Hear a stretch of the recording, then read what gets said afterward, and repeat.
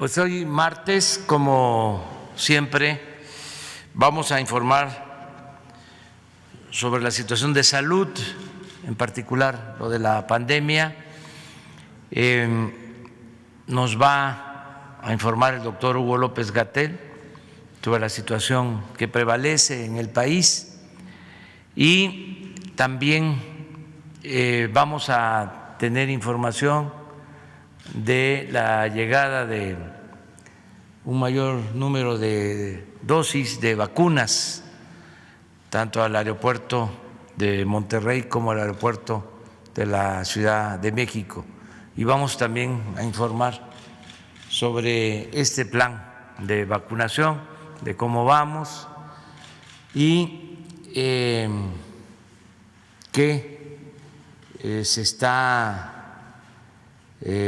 previendo hacia adelante, qué va a lograrse con el propósito de que se vacune a todos los mexicanos y que podamos cumplir con la meta de vacunar antes de que termine marzo, a finales de ese mes, a todos los adultos mayores del país. Estamos trabajando con ese propósito, organizándonos. Ya inició el Plan Nacional de Vacunación, los preparativos, la integración de brigadas de vacunación para ir hasta las comunidades más apartadas de México.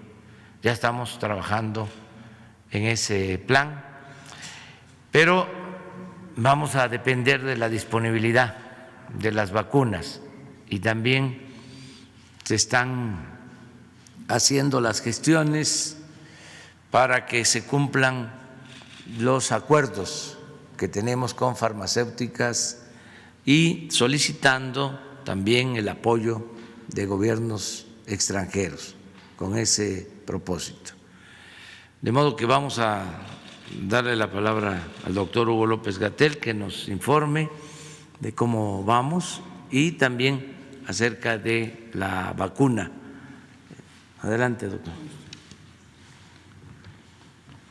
Muchas gracias, señor presidente. Con su permiso, muy buenos días tengan todas y todos ustedes aquí en la sala y también allá en sus casas o sitios de trabajo. Comentamos sobre la actualización de la epidemia y lo que ya mencionó el presidente sobre el avance de la vacunación. Recordar lo que dijimos el 24 de diciembre de 2020, con la llegada de las vacunas da un giro radical el manejo de la epidemia, no solo en México, sino en el mundo, en los países que ya empezaron a vacunar. Es muy diferente, sustancialmente diferente, el poder tener un instrumento de protección específica que nos permita controlar la epidemia de manera activa. Las medidas generales de salud pública, conocidas ampliamente y utilizadas en todo el mundo durante 2020, seguirán teniendo su relevancia en la medida en que progresa la vacunación, pero cada día que pasa en el que podamos estar vacunando, cada nuevo embarque como el que llegará hoy o los embarques que llegarán hoy, cada nueva vacuna que pueda ser incorporada al repertorio nos servirá para tener una velocidad más grande de control epidémico. La priorización que estableció el Gobierno de México, también como lo relatamos el 8 de diciembre de 2020 en este mismo foro, está científicamente planeado, corresponde con las recomendaciones de mejores prácticas de la Organización Mundial de la Salud y coincide con varias de las recomendaciones que en cada uno de los países han hecho los países que ya tienen vacunas.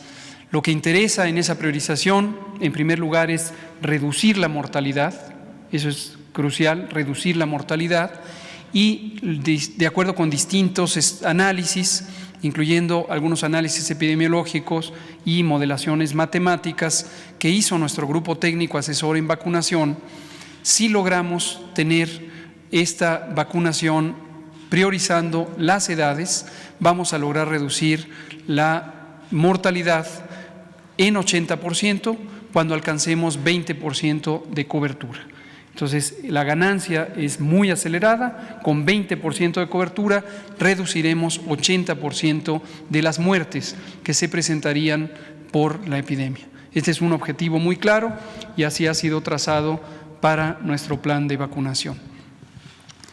Y otro elemento que queremos comentar es los planes de vacunación requieren una visión de Estado, una visión organizada en todos los estados nacionales.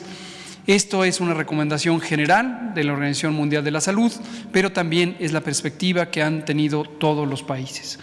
Es muy deseable la cooperación armónica de todos los órdenes de gobierno, el federal, el estatal, el municipal. Es muy deseable la contribución de distintos actores sociales, pero definitivamente es imprescindible que el Estado mantenga la unidad. Y por eso el Gobierno de México tiene una estrategia de alcance nacional que ha sido conversada con los gobiernos estatales. Próximamente será nuevamente conversada. El próximo jueves tenemos sesión de trabajo con la Conferencia Nacional de Gobernadores, que es un foro muy amigable con esta organización que representa la mayoría de los gobiernos estatales, en la que tenemos este diálogo muy fluido, muy constructivo, y el presidente de CONAGO, la presidenta de CONAGO, actualmente la gobernadora de Sonora, y el presidente de la Comisión de Salud de CONAGO, el gobernador Mauricio Vila Dosal de Yucatán, nos han pedido que presentemos nuevamente la actualización del plan de vacunación ante las y los gobernadores, lo cual haremos con muchísimo gusto para seguir construyendo este esfuerzo conjunto. Si me permite, presidente, voy a presentar entonces el informe técnico que comentamos ayer y a renglón seguido las curvas epidémicas estatales para que tengan al arranque de 2021 la panorámica de cómo está la epidemia y también cómo va progresando la vacunación y el anuncio de los embarques que llegan en las próximas horas. Gracias. Aquí tenemos, es esencialmente información semejante a la que veníamos presentando hasta el final de 2020. Le hemos puesto un formato visual un poquito más dinámico para enfatizar algunos aspectos que es importante destacar. Como saben, todos los informes técnicos se publican en tiempo real en el portal coronavirus.gov.mx. Toda información que hayamos presentado alguna vez y que por razones de diseño visual dejemos de presentar en estas exposiciones, permanecen en el informe técnico, y si hay alguna información adicional que el público quisiera conocer o que las y los comunicadores quisieran que se exponga a mayor detalle, siempre con mucho gusto lo podemos explicar nuevamente. Aquí tenemos la curva epidémica de los casos estimados por semana, como lo solíamos hacer, y destacamos que habíamos tenido un pico epidémico que se prolongó desde la semana 10 en marzo hasta la semana 39 del año, la última semana de julio. Posteriormente, durante agosto y septiembre, hubo un descenso en la intensidad epidémica y llegamos a la semana 40, en donde tuvimos nuevamente un repunte.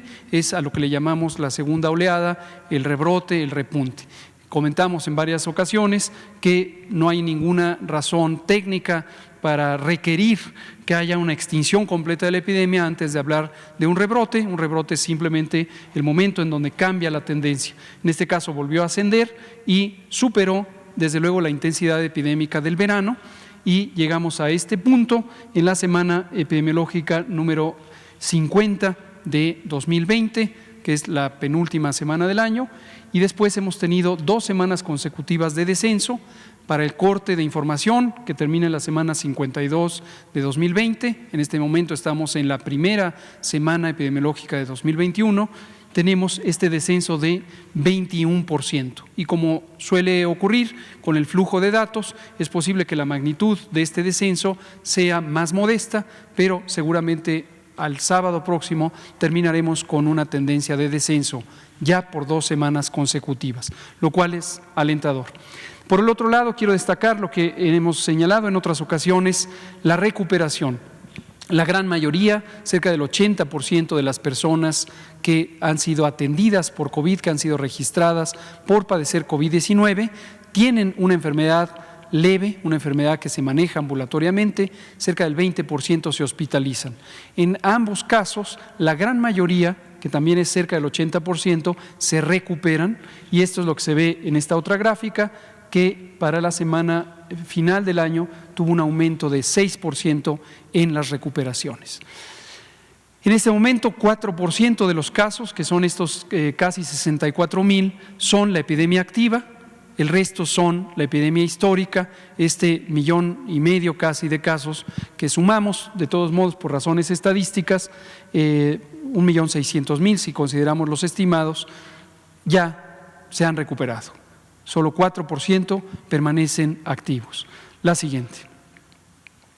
Respecto al porcentaje de positividad, un indicador importante que se usa a nivel internacional, aunque cada país tiene su propia magnitud de porcentaje de positividad, de acuerdo a cómo realiza el muestreo, el uso de las pruebas. En México, que tenemos un enfoque basado en los casos documentados y no en el número de pruebas por realizar, independientemente de la existencia o no de enfermedad, tenemos un porcentaje de 42%. Lo mismo, llegó un punto máximo rumbo a la semana 26 de 2020, esto es en el mes de julio, después descendió y en el otoño ya se ha mantenido con un poco de tendencia a la alza, pero en general alrededor de 38 o hasta 43%, en este momento 42%. La siguiente, por favor. Esta gráfica, que en ocasiones la habíamos presentado, la vamos a incorporar ya sistemáticamente porque da una información complementaria sobre el desenlace más desafortunado de la enfermedad, que es la pérdida de la vida, y es la letalidad. Recordar que la letalidad de caso es la proporción o el porcentaje de personas que lamentablemente pierden la vida cuando tienen COVID, en su mayoría por las consecuencias negativas del virus SARS-CoV-2 sobre el organismo, mayormente el daño pulmonar agudo y otras afecciones comunes. Llegamos a un punto máximo de un poco más de 18% en la semana 17 del año, esto es alrededor del final de mayo, y posteriormente ha ido descendiendo, progresivamente desciende, lo cual es muy afortunado. Esto tiene varias explicaciones, dos de las principales son la mejoría en la capacidad de atención.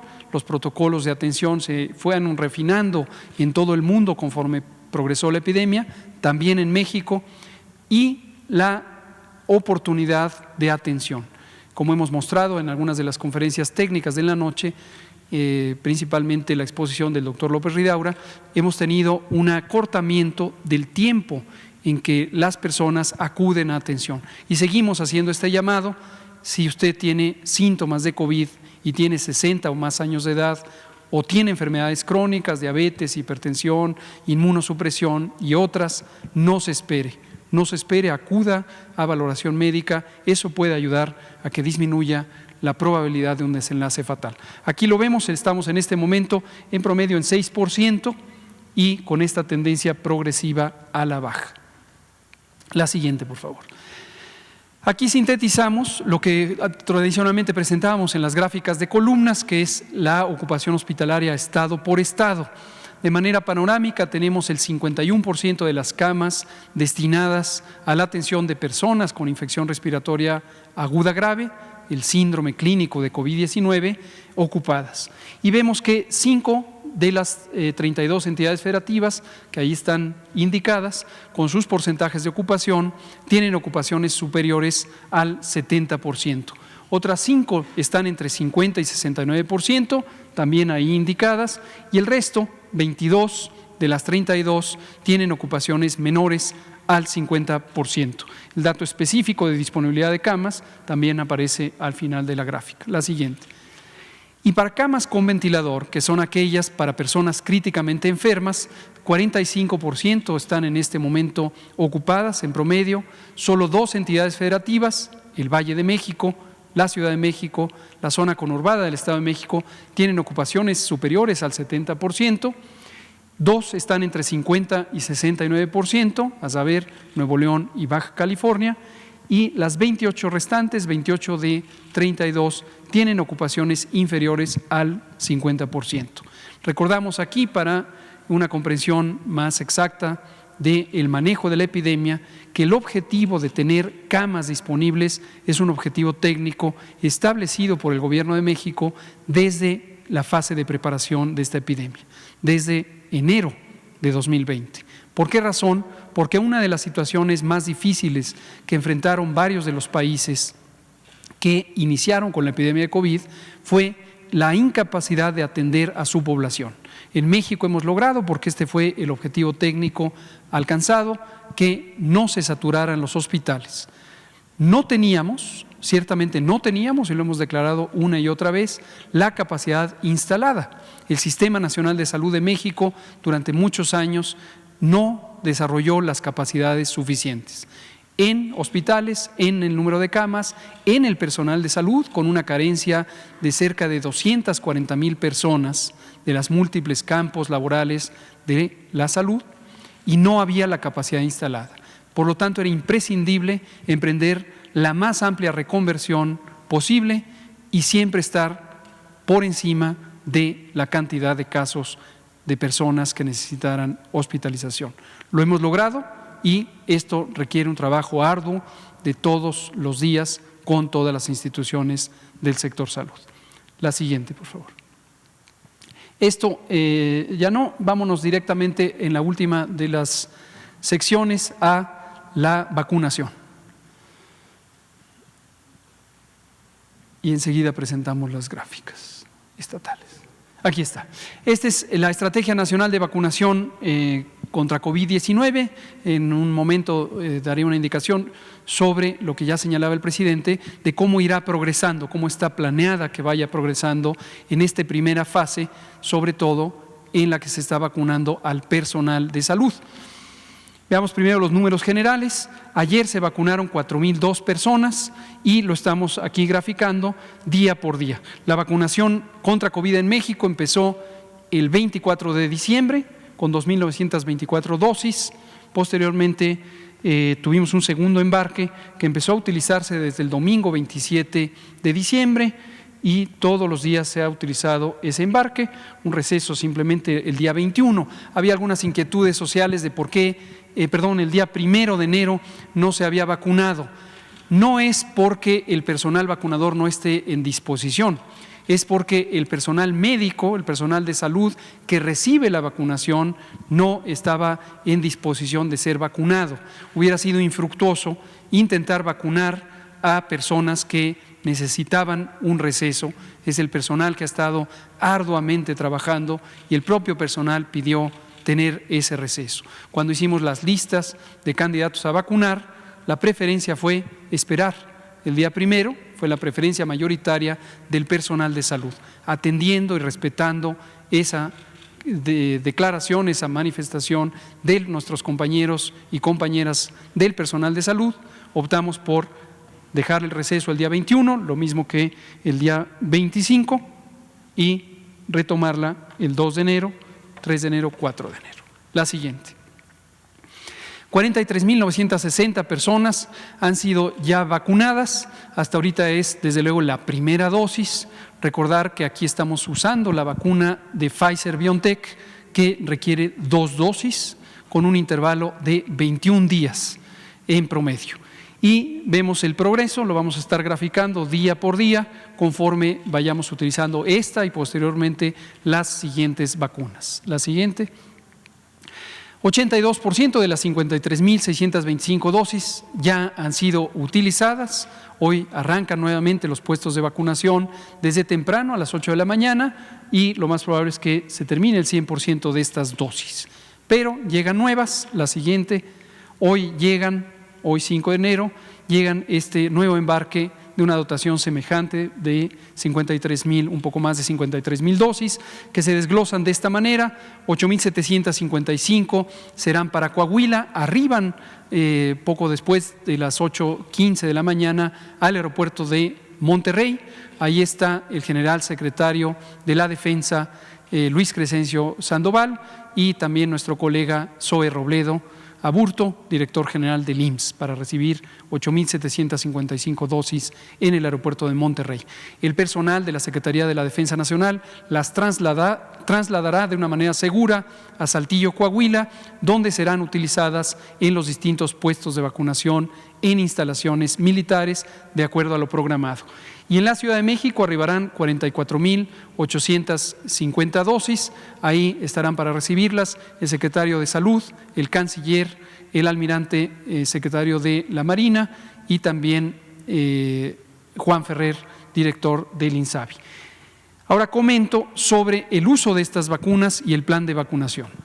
Recordar que el plan de vacunación tiene un primer grupo de priorización, que es el personal de salud, quienes cuidan a las personas enfermas. Tenemos que cuidar a quienes nos cuidan. Esto se ha hecho en todo el mundo. Esto tiene una razón técnica importante de priorizar al personal que está directamente en atención. Es claro y debe quedar muy claro, otro personal de salud, que somos quienes no estamos en el campo clínico, no somos prioridad y seguiremos esperando cuando nos toque a lo que corresponde por nuestra edad y condiciones de salud. Pero el personal de salud sí, y es el personal clínico, no solamente médicas y médicos y enfermeras, enfermeros, sino 11 categorías laborales del personal que está presente en esas instalaciones clínicas, empezando por las instalaciones COVID y las instalaciones no COVID también de manera continua. Geográficamente hemos establecido el arranque en donde está más activa la epidemia en este momento, que es el Valle de México. Entonces, 53,000 dosis se distribuyen de esa manera por esta razón. Y llegarán a la Ciudad de México, se seguirán completando la vacunación en hospitales de la Ciudad de México, se progresará en forma centrífuga, en forma del centro a la periferia, hacia el Valle de México. Después la zona megalopolitana, que ya expresábamos la semana pasada, es el siguiente grupo de estados que están en mayor intensidad epidémica. Esto comprende Querétaro, Tlaxcala, Puebla, Morelos y el Valle de México. Estarán vacunados también ahí el personal de salud y enseguida, ya con el embarque que tendremos el día 11 de enero, es decir, la próxima semana, ya simultáneamente vacunaremos en el resto de las entidades federativas. Esto también lo destaco porque ha habido algunas inquietudes, legítimas por supuesto, en los gobiernos del resto de la República, de que perciben que solo está aquí en la Ciudad de México. No es así, todas las 32 entidades federativas tienen la prioridad. Entonces, con el embarque del 11 de enero ya estaremos recibiendo más de 436,000 dosis por semana de manera continua, y esto nos permitirá vacunar en grandes cantidades a todo el personal de salud del resto del país. Estimamos que para finales de enero, para el último embarque, que serán el 25 de enero, tendremos ya 1,400,000 dosis acumuladas que permitirán vacunar a todo el personal de salud que está justamente en las unidades clínicas, COVID y no COVID. Entonces, todos los estados tendrán esa prioridad.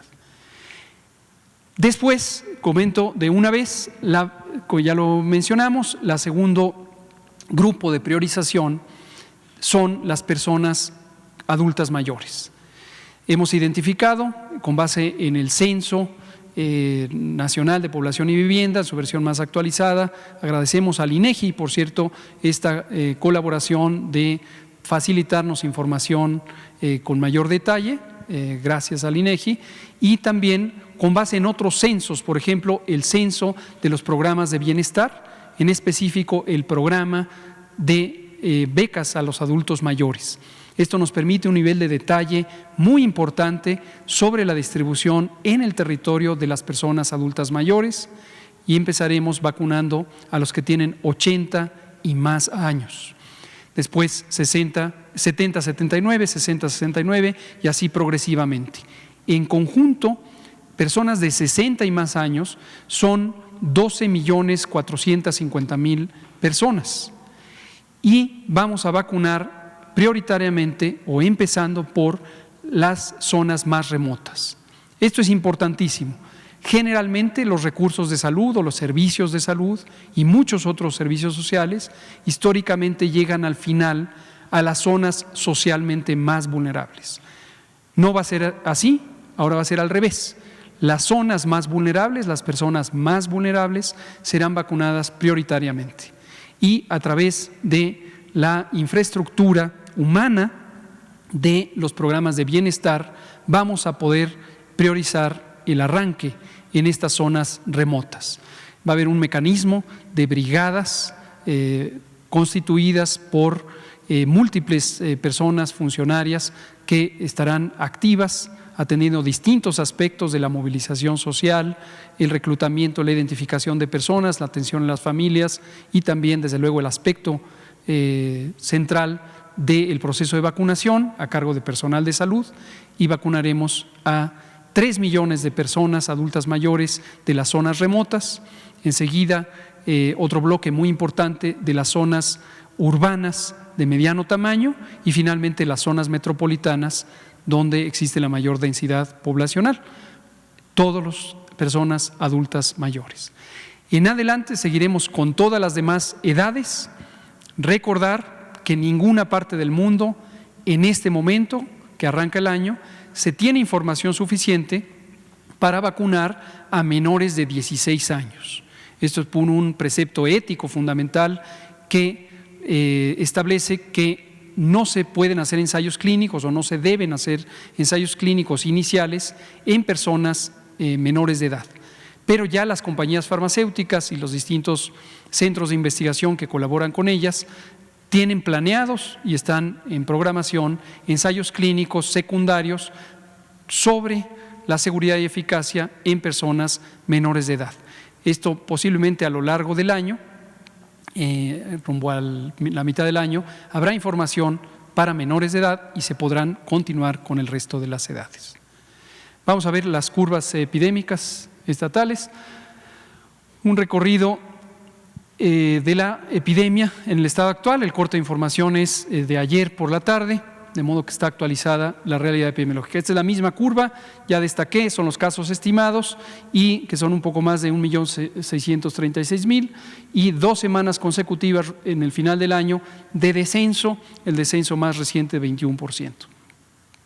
La curva de mortalidad ha continuado todavía en ascenso, el ascenso más reciente es de 3% entre la semana 51 y la 52 y generalmente con un periodo de 15 a 21 días después de los casos cambia la curva de defunciones en la misma dirección. Entonces esperemos que si persiste el descenso de casos empezará a ocurrir el descenso de defunciones.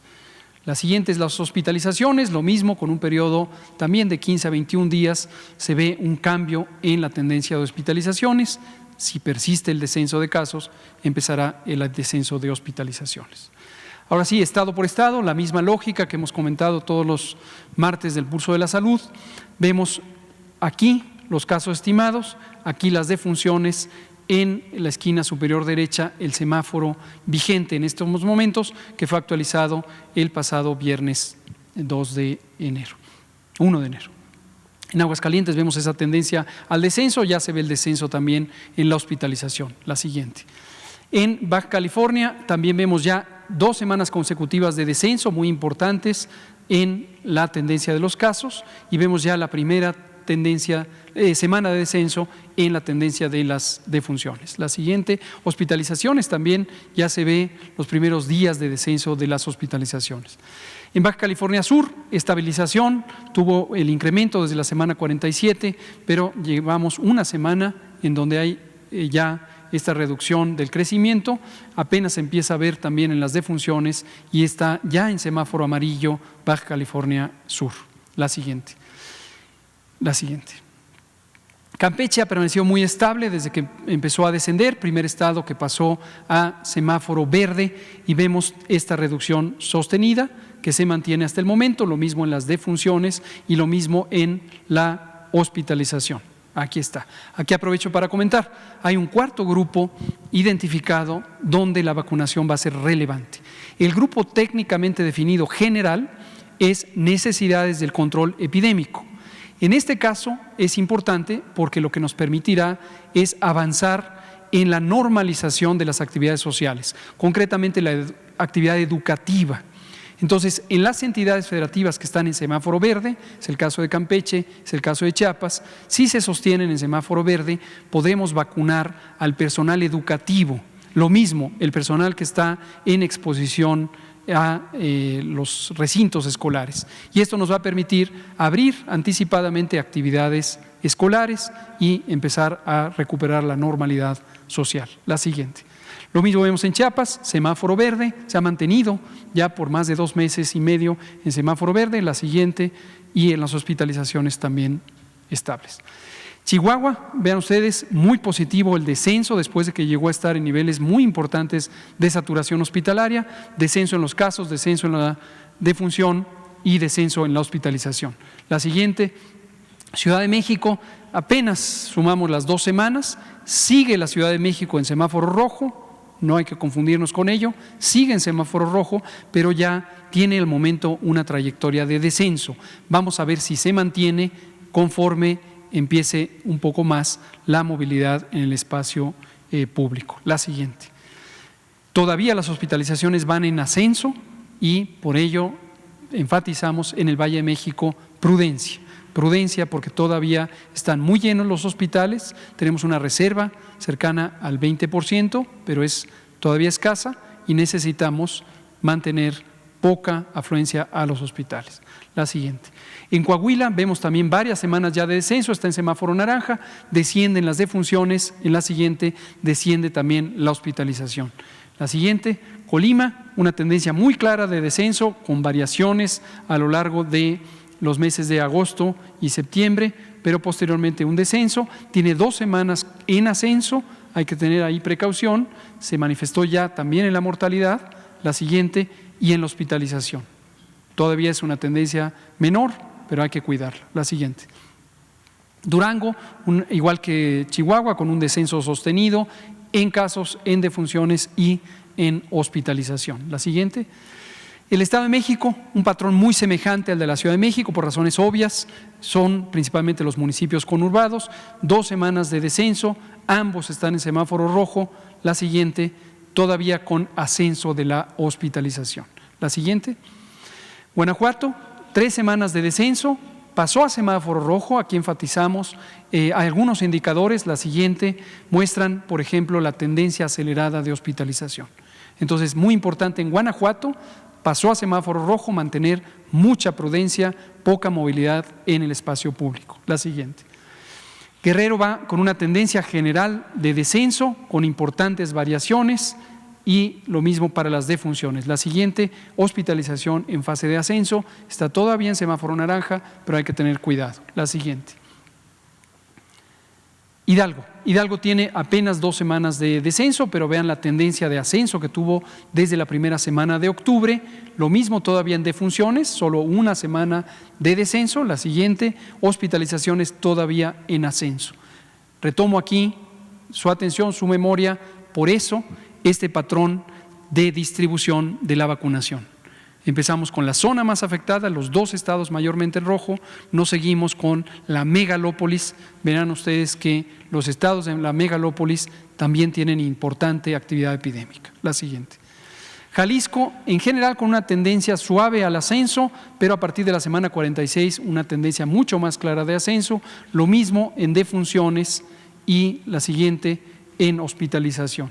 Cuidado con Jalisco porque tiene la segunda zona metropolitana más grande, Guadalajara, y entonces es más lento el cambio que puede haber en el control epidémico por razones demográficas, sociales y epidemiológicas. La siguiente.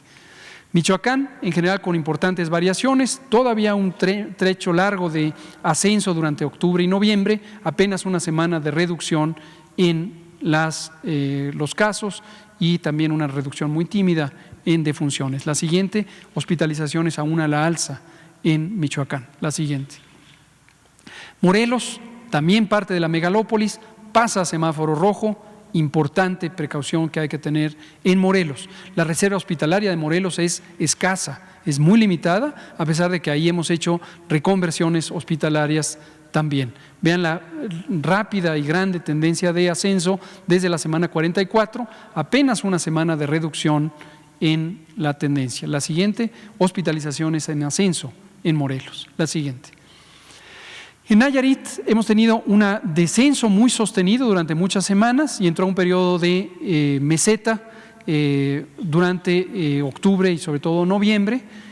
Todavía las defunciones no han tenido un cambio sostenido en la reducción de la última semana, la siguiente, y las hospitalizaciones empiezan a ir a la alza. Entonces hay que tener precaución ahí. La siguiente. Nuevo León, semejante a Jalisco, y también por mismas razones, zonas metropolitanas grandes con importante movilidad con respecto al resto del estado y el respecto al resto del país. Tendencia en general de ascenso con importantísimas variaciones. Las defunciones sí van en descenso, la siguiente, pero la hospitalización va en ascenso. Entonces, precaución también en Nuevo León, está en semáforo naranja, pero precaución porque la hospitalización va rápidamente en ascenso y la reserva hospitalaria está en 3/4 partes de uso. La siguiente. Oaxaca, con mucha variación, pero está en semáforo naranja, se ha mantenido prácticamente desde el mes de agosto en una meseta con importantes variaciones, pero sin una trayectoria de cambio sostenida. Las defunciones están en el mismo patrón. La siguiente, las hospitalizaciones en general en meseta durante todo agosto, septiembre, octubre y noviembre y diciembre. Recientemente, en los últimos 14 días, una ligera tendencia de ascenso. Semáforo naranja en Oaxaca. La siguiente. Puebla había tenido un periodo largo de control desde la semana 25, pero a partir del otoño empezó en esta tendencia también importante en ascenso y aunque está en semáforo naranja, el gobierno del estado de Puebla tomó medidas adicionales para reducir la movilidad, lo cual celebramos y respaldamos. La siguiente. Tendencia a la alza en la hospitalización en Puebla y aunque tiene todavía un poco menos de la mitad de la reserva hospitalaria disponible, esta se puede agotar rápidamente. La siguiente. Querétaro es parte de la megalópolis junto con Puebla, Morelos y los otros estados mencionados. Tendencia progresiva de ascenso desde el mes de agosto y llevamos 4 semanas o 3 semanas de reducción, está ya en semáforo naranja, ojalá se mantenga esta tendencia a la reducción. La siguiente, vemos que la hospitalización todavía está en fase de ascenso. La siguiente. Quintana Roo retorna a su semáforo amarillo, lo cual es positivo, a pesar de que tiene esa zona de ascenso desde la semana 46, se ha mantenido con buena reserva hospitalaria. La siguiente, y vemos cómo no está en una velocidad importante de ocupación hospitalaria. Eso es positivo, le permite tener más de 70% de reserva hospitalaria sin que amenace con agotarse. La siguiente. San Luis Potosí, lo mismo que pasó en otros estados, desde la semana 40 entró en esta zona de meseta, lleva ya 5 semanas continuas de reducción, está en semáforo naranja. La siguiente, la hospitalización estable y tiene casi el 80% de disponibilidad hospitalaria, 78%. La siguiente.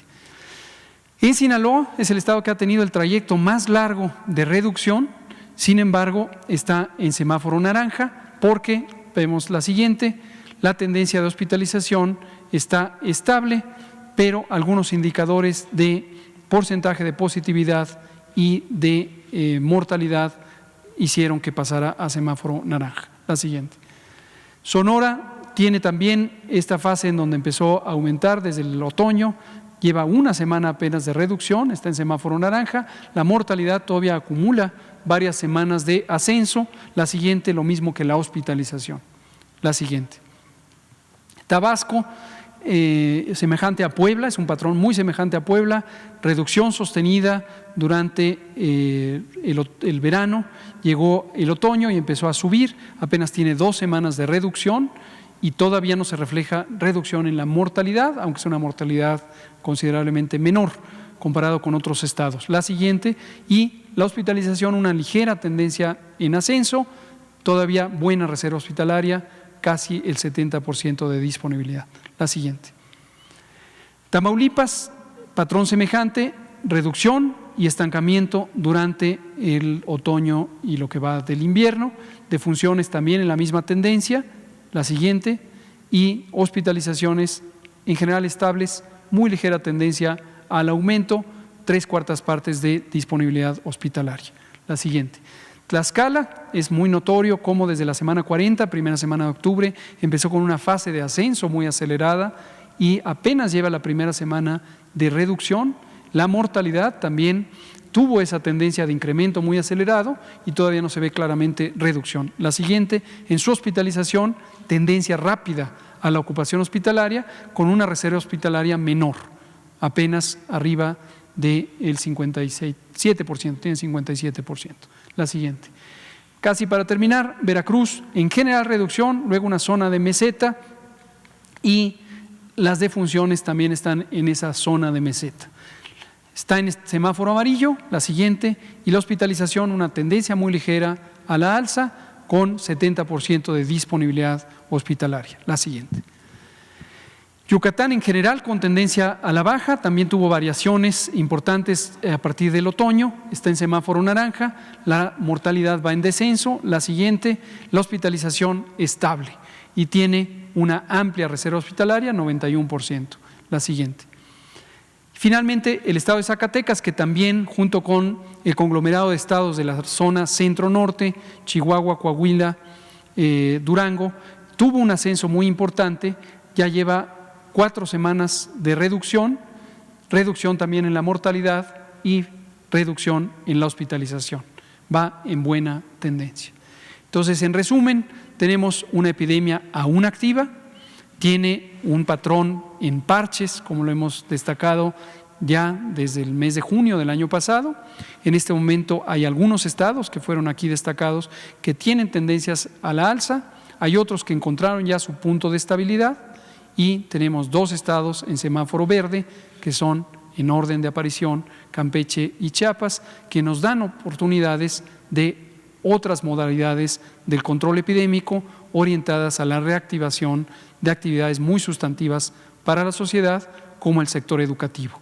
Un programa de vacunación que arrancó el 24 de diciembre, fuimos de los primeros países del mundo, los primeros 10 países del mundo en arrancar la vacunación, el primero en América Latina y somos en este momento el número 13 en términos de el número de vacunas por millón de habitantes, somos el primero en América Latina. Tenemos la perspectiva de que hoy recibiremos más de 53,000 vacunas y a partir de la siguiente semana 436,000 que recibiremos de manera continua y posteriormente se incorporarán otras 2 o 3 vacunas al repertorio con el objetivo de un programa de vacunación universal, gratuito y priorizado de acuerdo a los grupos de riesgo. Esto es todo, presidente. Permiso.